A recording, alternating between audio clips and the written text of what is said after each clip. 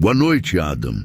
Meu nome é Rodrigo, tenho 34 anos, sou técnico em manutenção industrial e trabalho há quase uma década fazendo suporte a usinas em cidades pequenas, às vezes em locais que nem aparecem no mapa.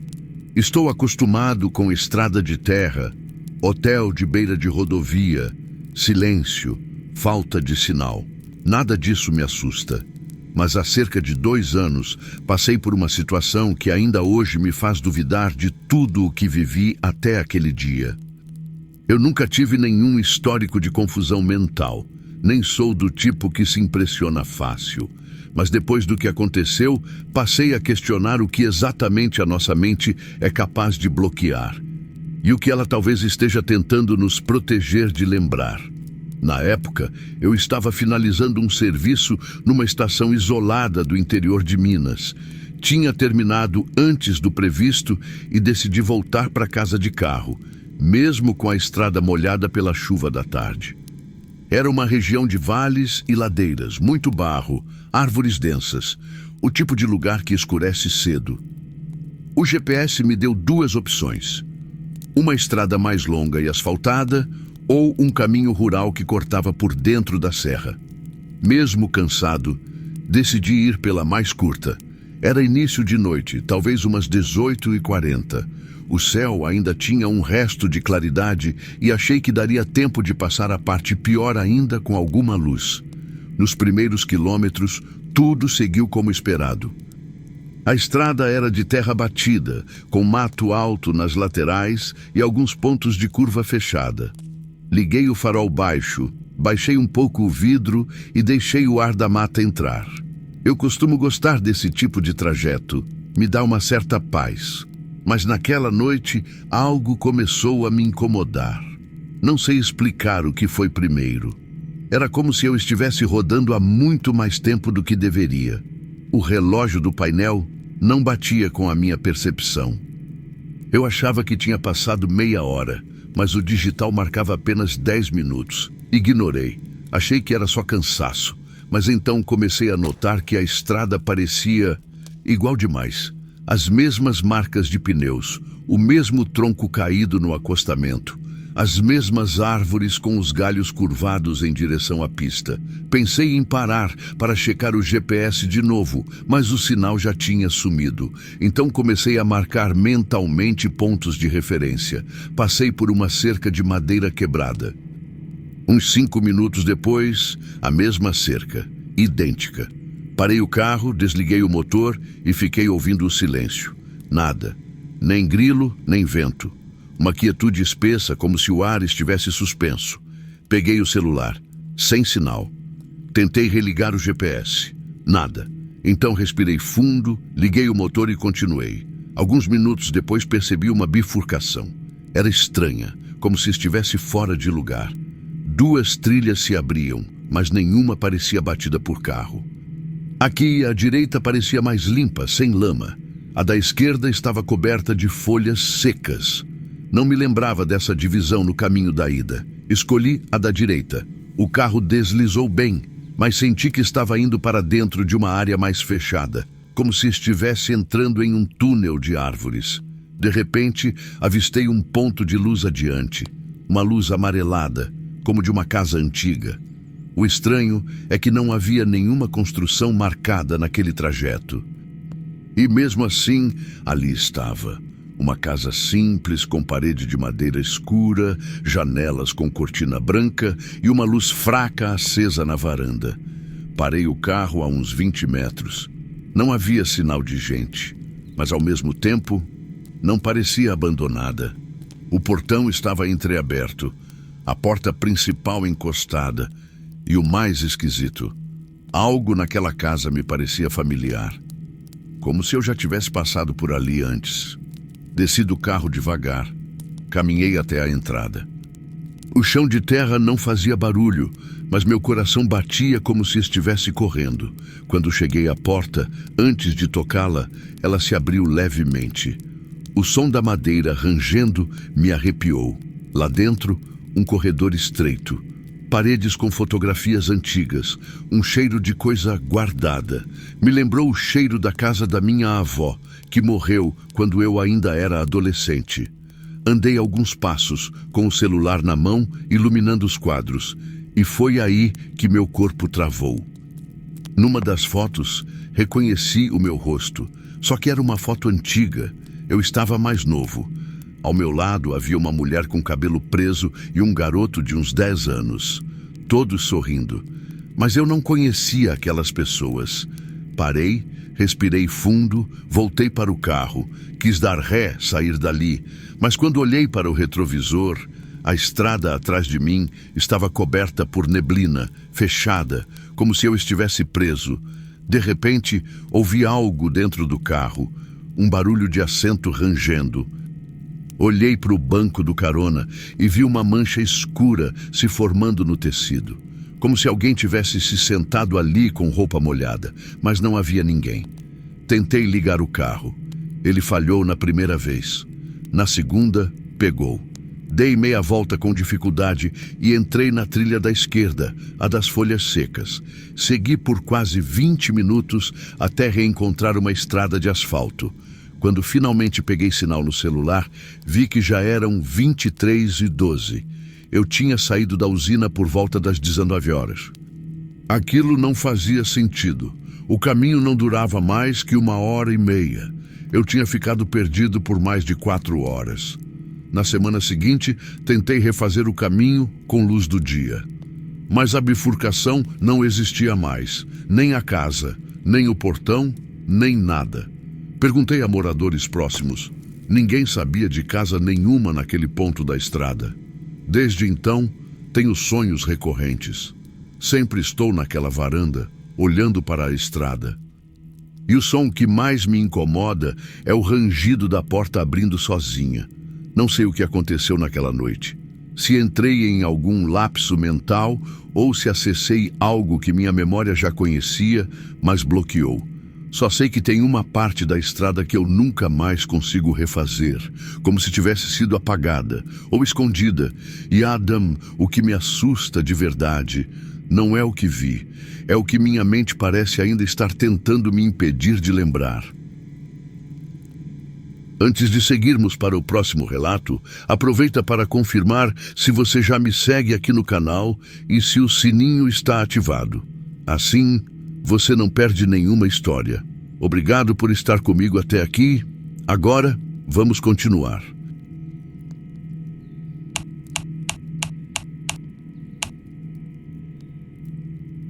Boa noite, Ada. Me chamo Tiago. Tenho 38 anos, sou servidor público e moro no interior de Goiás. Desde pequeno, sempre fui muito ligado ao meu irmão mais velho, André. Ele era 2 anos mais velho do que eu, mas sempre parecia muito mais maduro. Nossos pais trabalhavam fora o dia inteiro e acabamos criando um ao outro de certa forma. Brincávamos no quintal de casa, inventávamos códigos secretos, montávamos mapas imaginários, criávamos nomes para os esconderijos e personagens para os vizinhos. Tínhamos até um caderno de missões, onde escrevíamos as coisas estranhas que víamos ou sentíamos. Mas tudo isso foi antes do verão de 1998. Naquele ano, nossos pais nos mandaram passar 2 semanas com um tio que morava numa chácara afastada. Ele era viúvo, não tinha filhos e costumava viver isolado. A casa era antiga, cercada por mata, com um caminho de terra batida que levava até um lago. Era o tipo de lugar que, para 2 crianças com imaginação fértil, parecia um paraíso. Nos primeiros dias, tudo correu bem. Exploramos os arredores, brincamos na beira do lago, ajudamos o tio com as tarefas do sítio. Mas depois de uma semana, André começou a ficar diferente. Ele passou a acordar durante a madrugada, suado, dizendo que ouvia alguém chamando o nome dele do lado de fora. Às vezes, batia à porta do meu quarto e me perguntava: "Você também ouviu?" Eu sempre dizia que não. Pensava que fosse algum pesadelo ou medo passageiro. Mas então, ele começou a sumir por períodos curtos.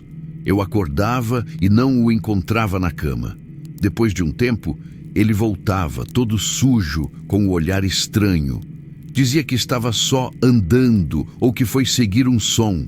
Na penúltima noite da viagem, ele desapareceu por completo.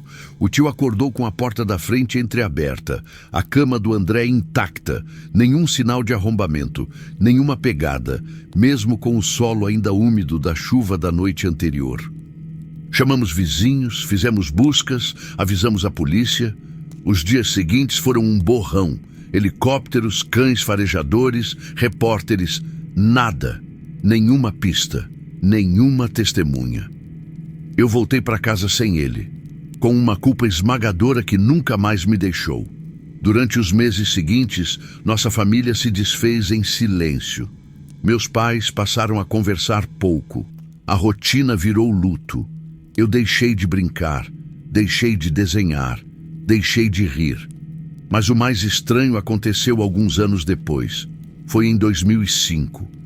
Eu já tinha 18 anos e estava em casa sozinho. Meus pais tinham viajado. Era uma noite calma, sem vento. Eu estava na sala vendo TV com a porta entreaberta quando escutei 3 batidas secas no portão da frente. Olhei pela fresta e vi uma figura parada, magra, de postura ereta, o rosto meio escondido pela sombra do capuz. Abri o portão com cautela. A pessoa não disse uma palavra. Apenas me entregou um envelope. Dentro havia uma única foto. Uma estrada de terra ladeada por árvores sob neblina. E no verso da foto, uma frase escrita à mão. Você ainda se lembra da trilha da esquerda? Aquilo me paralisou. Era uma referência ao caminho que existia atrás da chácara do meu tio. Uma trilha que André dizia ser assombrada, mas que ele sempre quis explorar. Nós tínhamos anotado isso no nosso caderno de missões, mas esse caderno havia sido perdido no dia do desaparecimento. Corri para o portão. A pessoa já tinha desaparecido. Levei a foto para a polícia. Disseram que podia ser uma brincadeira de mau gosto. Meus pais me proibiram de investigar, mas aquela imagem ficou comigo. Em 2012, já adulto, me mudei para uma cidade próxima da antiga chácara do meu tio, que havia falecido. Comecei a trabalhar por ali e eventualmente me reconectei com a região. Um dia, caminhando por uma feira de artesanato local, ouvi alguém me chamar pelo nome. Era um homem de barba rala, olhos claros, expressão familiar. Ele disse, Tiago, M. Eu confirmei. Ele sorriu e disse, você parece muito com o seu irmão. Me virei em choque. Perguntei, você conheceu meu irmão, André? Ele hesitou.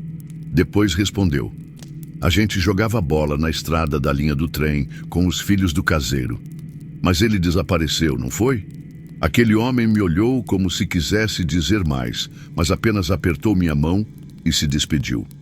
Nas semanas seguintes, comecei a sonhar com uma estrada com árvores altas e uma sombra me chamando de longe.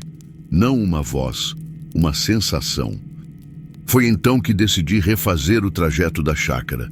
Era uma região abandonada, mas consegui encontrar o velho terreno. Parte da mata ainda existia, e a trilha da esquerda também.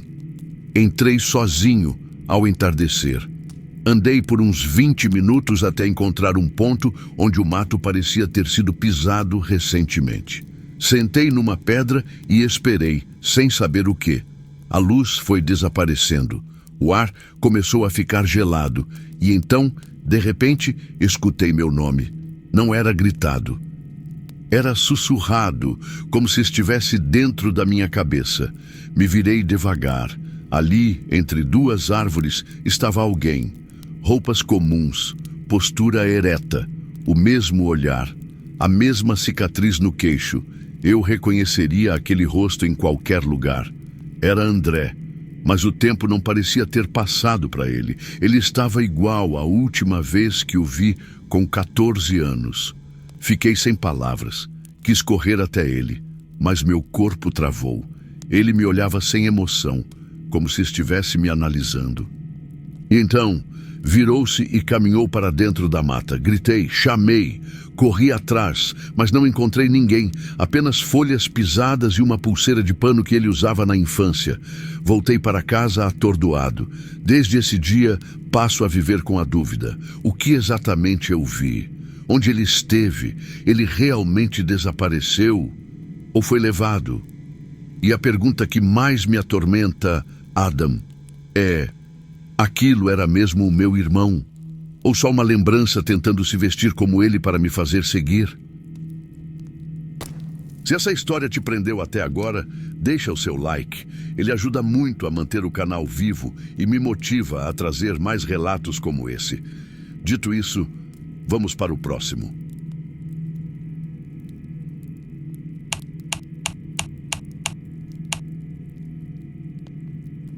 Boa noite, Adam. Me chamo Leandro. Tenho 36 anos, sou arquiteto, solteiro e até pouco tempo atrás levava uma vida bastante comum. Meu relato começa há mais ou menos 8 meses, quando me mudei para um novo apartamento na zona central da cidade. Depois de anos vivendo com colegas ou em kitnets mal iluminadas, eu finalmente estava conquistando meu espaço. Um lugar só meu. E o apartamento era uma verdadeira relíquia. Pé direito alto, janelas amplas, detalhes em madeira original. Claro que ele tinha suas falhas.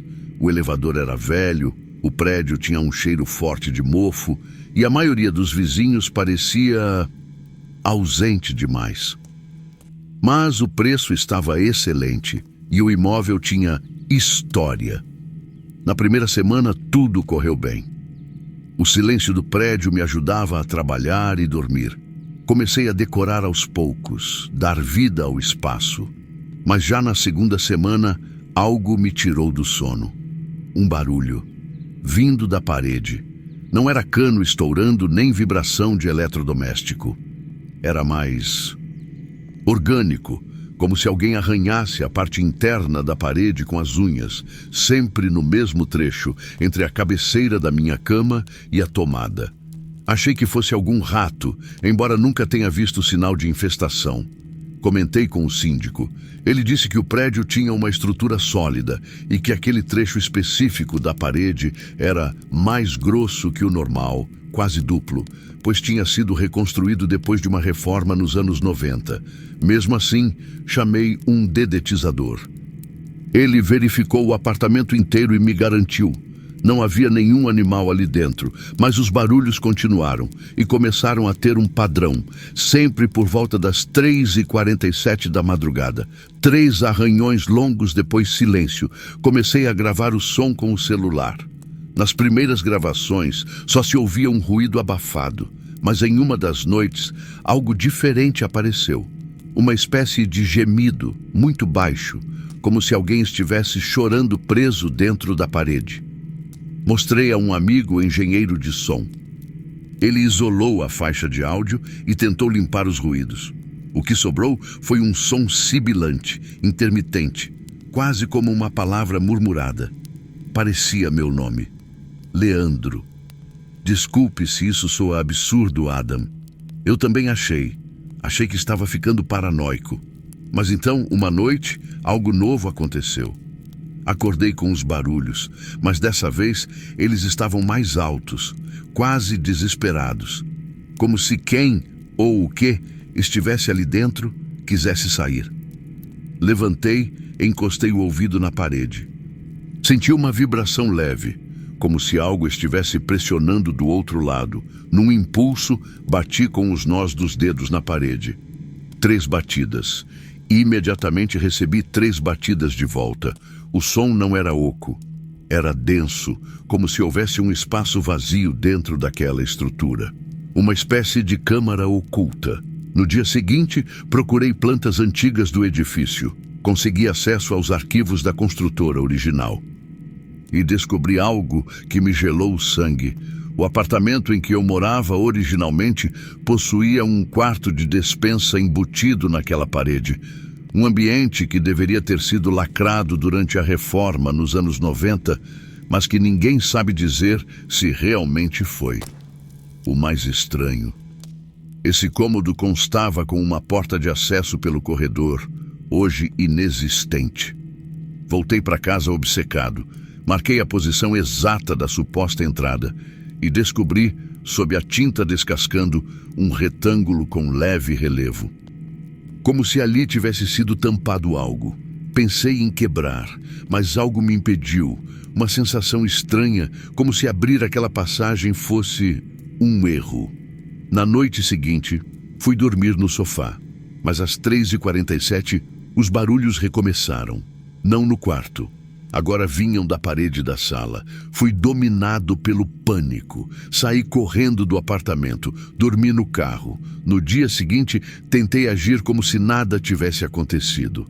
Liguei o rádio, preparei café, tentei ignorar, mas o barulho continuava se movendo. Comecei a perceber outras mudanças. Minhas chaves desapareciam e voltavam em lugares improváveis, objetos deslocados, fotos antigas com manchas que antes não existiam. Uma noite, encontrei um bilhete preso sob a porta. Papel amarelado, com uma caligrafia tremida. Você está escutando porque ainda não sabe o que fez. Não contei para ninguém. Me isolei. Parei de trabalhar, parei de sair. A obsessão tomou conta. Eu precisava entender. Precisava abrir aquela parede. Comprei ferramentas. Esperei anoitecer. Às 3h45, me posicionei diante do ponto exato. Comecei a quebrar devagar.